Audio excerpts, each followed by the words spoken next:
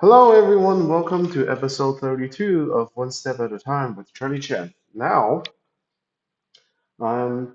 Oh, I just turned 35 years old. I'm getting old, okay? Today is my birthday, March 23rd. I was born on 1991. And so, this episode is going to be a little bit weird because my parents are visiting. And so I have many topics I want to talk about. So it's going to be a grab bag. So hey, it could be a birthday special, right? My first birthday special. Okay. What do I want for birthday? Well, today is a Monday. Monday is Coldtowne night. If I can have it, I would love to be on Coldtowne, but it's random. So if it happens, it happens. But life is good. Life is good. So it's like if it happens, it happens. I can't really complain, right? But I do have jokes that I want to tell. Oh man, last time I got on, I was super tired and I actually did jokes that's a year old. So I made more progress than then, but you know, I just hope it happens. Okay. Secondly, as you see, I'm wearing guy's clothes.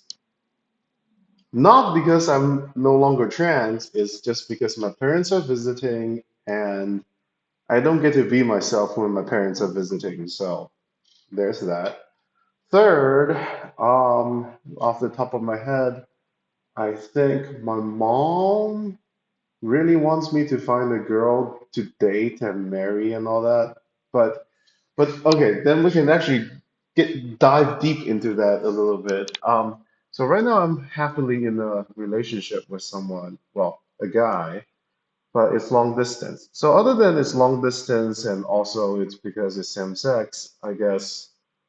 Wow. I mean, I'm the trans woman in the relationship, but in I guess same sex, different gender, I don't know, right? But I don't really care about this semantics and stuff. So I'm in a happy relationship and it's just long distance, which makes it rough, right?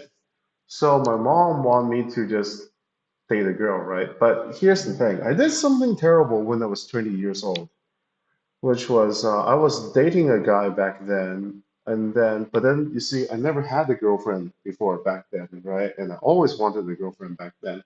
So when the opportunity created itself, I dumped my partner, pretty much broke off contact, and then just went for the girl and lo and behold, even got married and then ended up divorcing at 28 years old, right? So, but that's the thing, the guy did nothing wrong. Sure, my parents would have not like, looked up to him because he's not like successful or anything, but he was honest, he was a good person, right?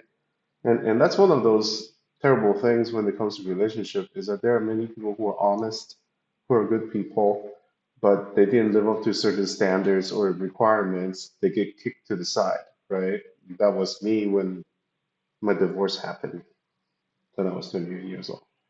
So, so, so the lesson I learned from this 10 years, from 20 to 28, is that I tried really hard trying to be a family man, trying to sacrifice myself.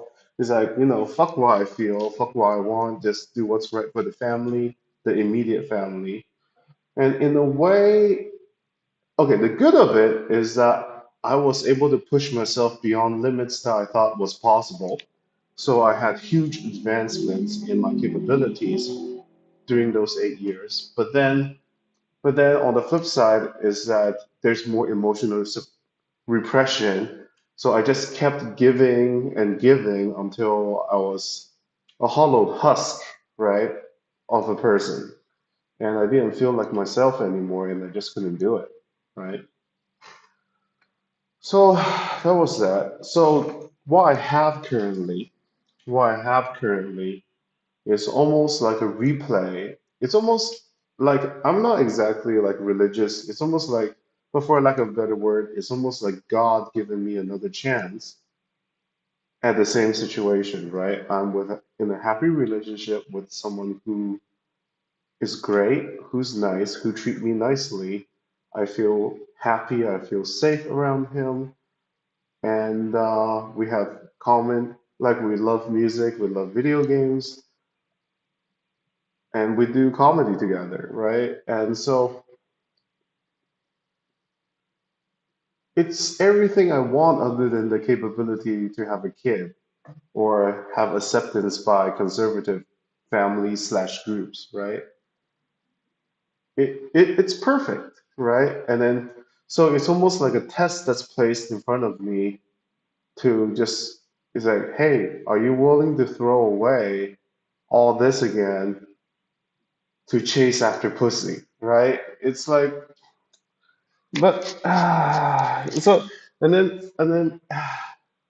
then of course some people then will immediately follow it up with the pitfall of, well, what is it that you don't like about women, or are you a misogynist or something like that? And it's not even like that. It's like it's just that knowing myself, I see myself as someone who's not.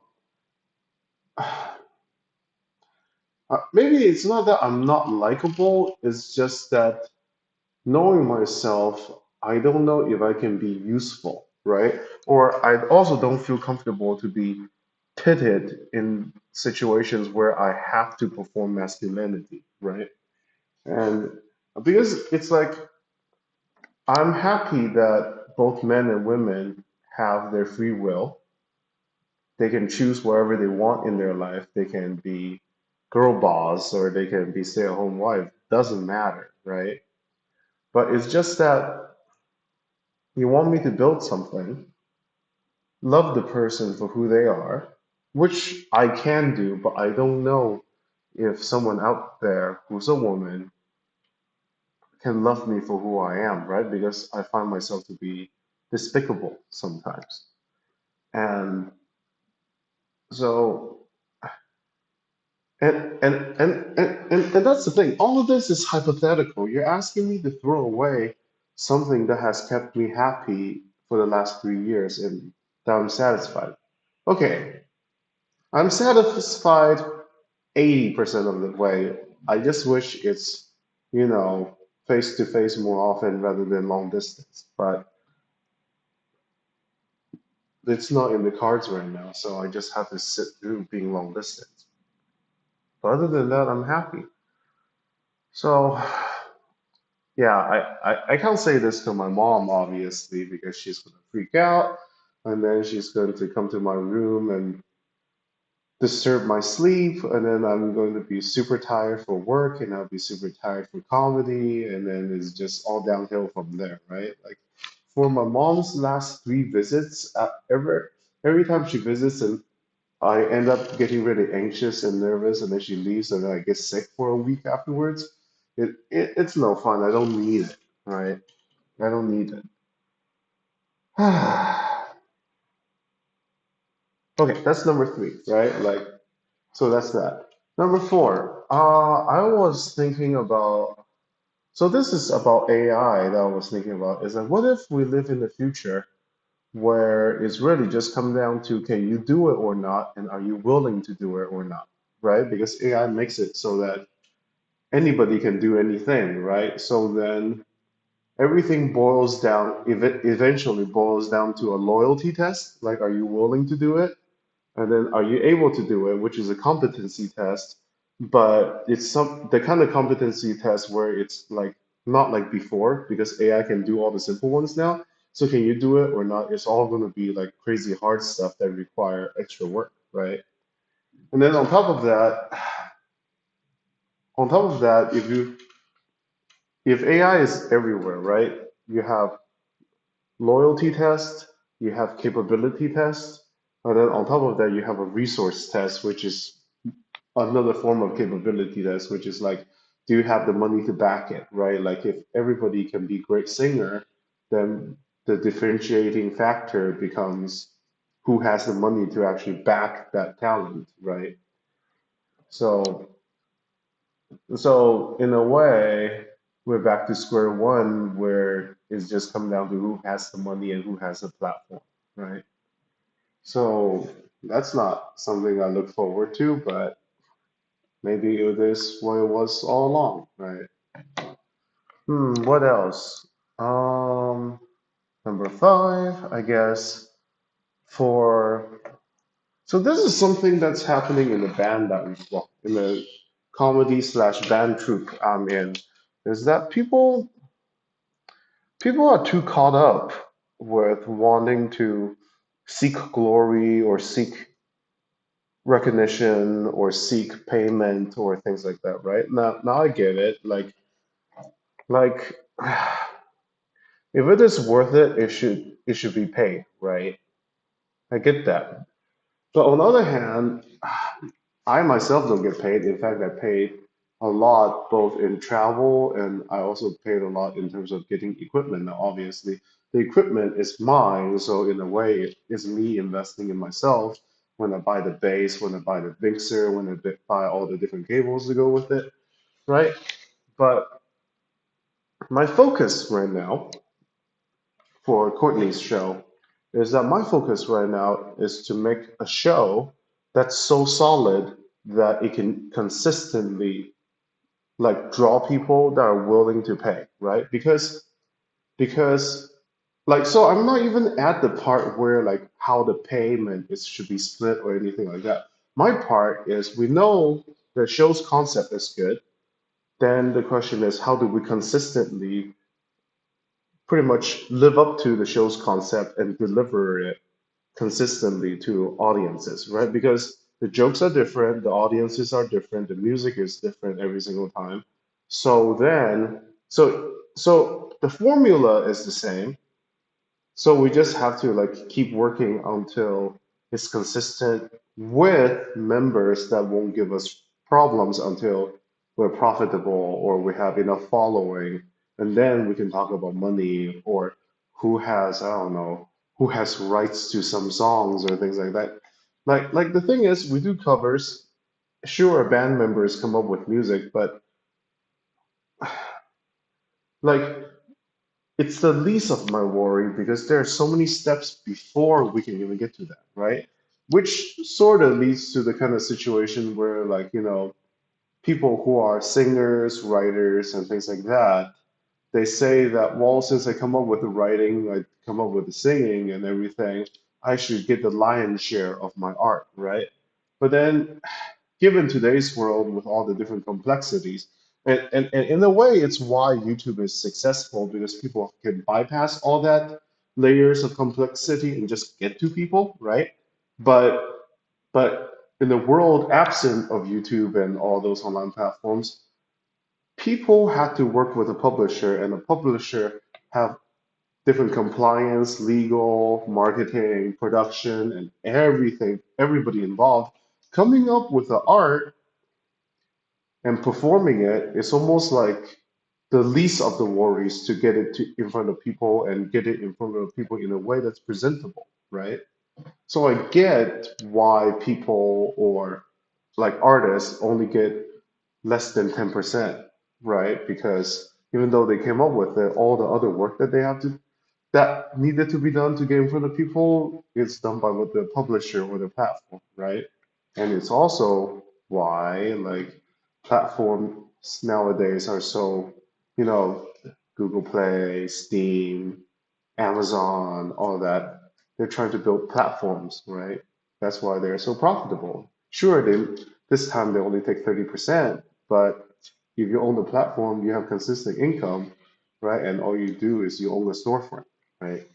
And then in a way, your storefront is what draws customers in. So in a way, you become a gatekeeper to people's revenue because people don't look elsewhere, right? So I get it, but yeah, all this talk about profit sharing and like, yeah, I hear horror stories of bands and groups falling apart because of monetary disagreements, right? But but the thing is, yeah, it's gonna be something that we'll face one day, but to fight over it before anything, it's almost dumb because it's like, well, we did one out of, no, we did two. We did, okay. There's probably more out of town shows than I know, but in my memory, I performed at two out of town shows, right? They were great. But how do we do it where we do it consistently every month, right? And so, and so it's like there's so many things that I'm trying to figuring out who gets credit for what or for what money is the least of my worries. So it just feels weird, you know? Anyway, anyway, let's see, how many time is it? 15 minutes? Personally, I'm drained. I did so much driving lately. So in this case, I am going to hop off. I'm just happy that I'm able to make this video because of how crazy everything is and how busy everything is. But I'm doing well. Getting allergy tests this Wednesday, where they're gonna stab me with 50 different allergens because Texas, look. People say move to Texas or Austin or wherever. They don't tell you that, yeah, gas price is cheaper, but you have to drive way longer. They don't tell you that the temperature gets to 109 in summers. They don't tell you that there's a lot of pollens if you open your window, but if you close the window, it's wet enough to have mold. So they don't tell you the terrible things here, okay? I'm telling you the terrible things that happen here in Austin. So, so if you were to move to Austin, just keep those in mind, okay? Okay, well, I'm 35 now. I guess my life is half over. So, here's to the next 35. Virtual cheers to you, I suppose. And hopefully I get on Coldtowne, but fingers crossed you know, I don't take it for granted. If it happens, it happens. And I'll see you guys next week. Bye.